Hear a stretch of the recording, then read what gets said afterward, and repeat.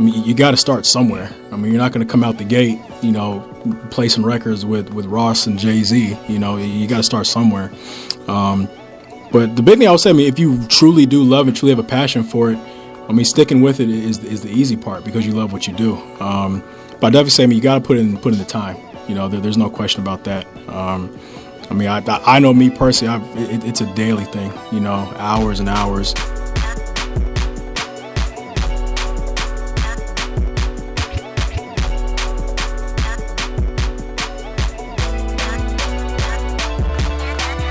You know, I definitely like to meet with the artists, catch their vibe, kind of see what they're all about, see what their sound is. But I also want to try to, you know, find a happy marriage between what their sound already is and the sounds that I have.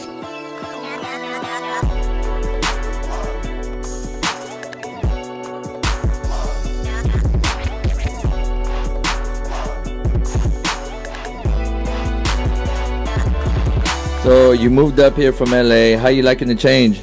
I love it, to be honest with you. It's funny you asked that question because when I was getting ready to move up here, I know a lot of folks from down LA were like, well, why you want to move from LA? It's sunny up here, it's foggy up there, and, you know, it rains a lot. But, I mean, on a clear day, and honestly on most days, I mean, there's no other place I'd rather be than the Bay. You know what I'm saying? It's gorgeous up here.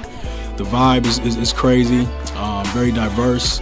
I just fell in love with it. Just come up here over the years, visiting friends and artists who I've been working with. So fell in love with it, made the move, and haven't looked back.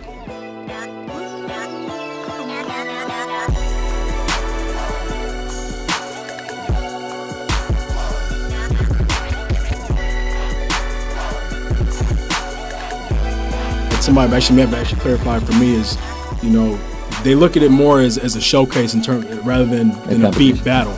You know, because people want to get up there, have their beats heard, kind of get feedback. They can kind of see the scores, maybe hear what they're doing differently. Whereas a beat battle is sometimes kind of determined by how the crowd reacts to a beat. You know, you're really going head to head, toe to toe with people instead of just getting up on stage and playing 5 tracks and kind of getting scores and grades and then feedback on how to maybe improve. So we've been talking about beats. I know you didn't get to make it, but I think let's get into like 1 or 2 music breaks and then like. You brought some snippets for us to preview, right? Yeah, I brought a few.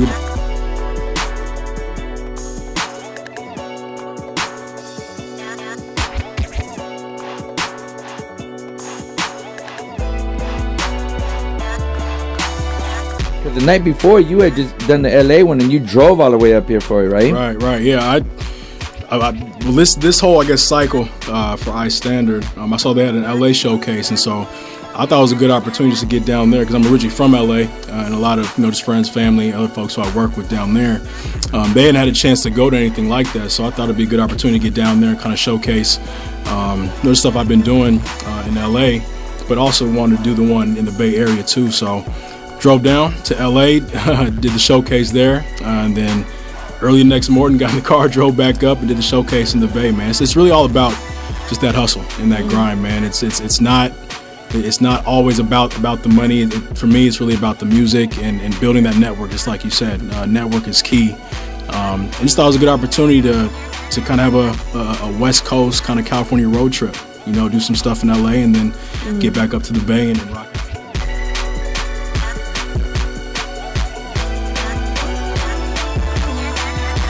Big shout out to, you know, obviously the whole NASG camp team.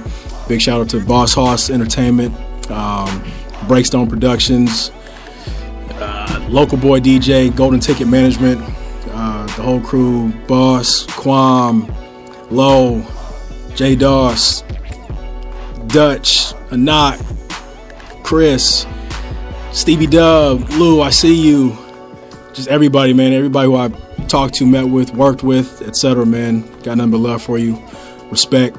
J Stu NASG. You can follow me on Twitter, Instagram. It's at J Stu NASG. No underscores, nothing, just all one word. And yeah. If I forgot your name, I'll get back to you. Trust me.